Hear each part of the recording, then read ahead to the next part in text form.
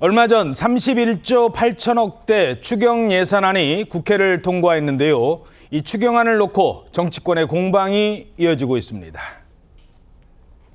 결국 국방 예산을 빼서 현금을 살포하겠다는 것이었습니까?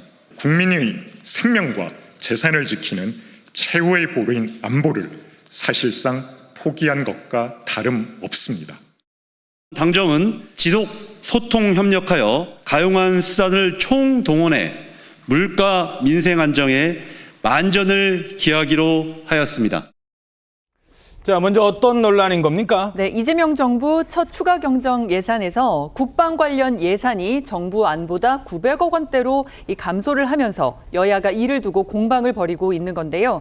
유용원 국민의힘 의원과 국방부에 따르면 대형 공격 헬기 2차 사업 등 방위력 개선 부문 7개 사업에서만 총 878억 원의 규모 예산에 삭감이 됐습니다. 특히 대형 공격 헬기 2차 사업은요, 현존 최고의 공격 헬기로 불리는 아파치 헬기를 36대 추가 도입하기 위한 관련 예산이었는데 100억 원이 3억 원으로 줄었습니다. 여기에 더해서 국가 방공망의 눈 역할을 하는 이동형 장거리 레이더 관련 부문 예산과 전방 초소 시스템 개선 예산 등도 감소가 됐는데요. 이러자 국민의힘에서는 정부가 추진한 12조 원 상당의 민생회복 소비 쿠폰 예산을 두고 현금 살포를 위해 안보를 포기했다는 목소리까지 나오고 있습니다. 민주당에서는 어떤 이야기가 나오고 있습니까? 네, 국민의힘이 거짓 선동을 하고 있다라고 비판하고 있습니다. 민주당 원내대표였죠. 홍익표 전 의원은 예산을 삭감할 때는 각 정부 부처별로 불용 가능성이 있는 예산 항목을 미리 지출하기 때문에 국방부 동의하에 삭감이 이루어졌을 것이다라고 주장을 하면서 실제 삭감된 900억 예산으로 대한민국 안보 전체가 흔들린다라는 표현은 너무 과도한 기우다 이렇게 이제 비판하기도 했고요. 민주당 대변인 황정아도 서면 브리핑을 진행하면서 삭감된 군 예산은 계약 지연 등으로 편성이 불가능한 불용 예산이었다라고 하면서 국민의힘이 확인도 하지 않고 거짓 주장을 하고 있다라고 반박했습니다. 예, 국방 예산 대량 삭감과 관련해서 논란이 있습니다. 그런가 하면 또 다른 목소리도 나오고 있습니다. 국민의힘에서는 이 예산은 왜 부활시켰냐고 비판하고 있습니다.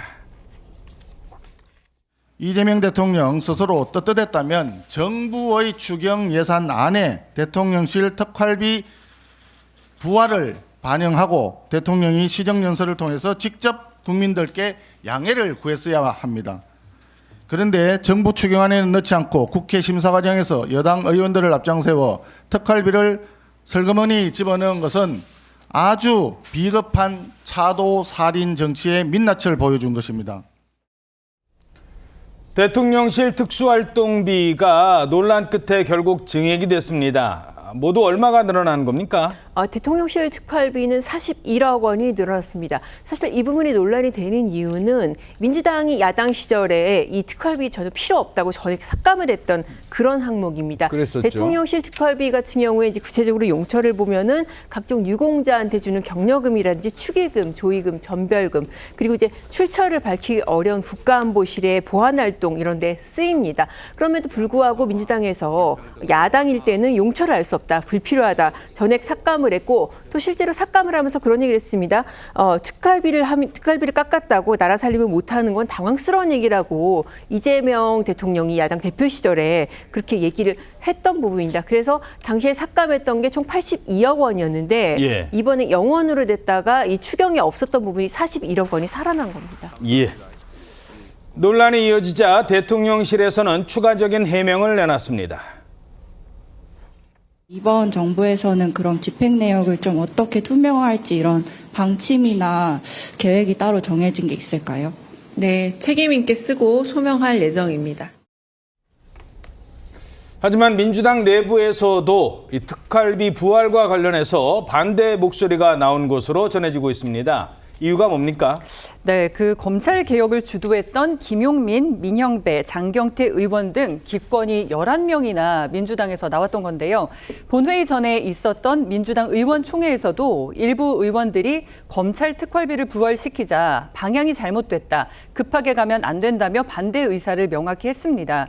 결국 검찰 개혁 입법을 마무리한 뒤에 검찰 특활비를 부활한다는 조건부 의견을 달기로 결론을 내린 뒤에 본회의에서 통과가 됐는데요.